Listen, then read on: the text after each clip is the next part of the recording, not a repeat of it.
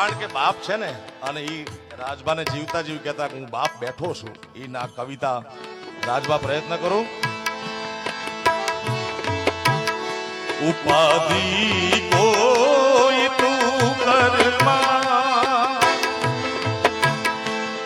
ઉપાધિ કોઈ તું કરમાં, હજી હું બાપ બેઠો છું, હજી તારો બાપ બેઠો છું.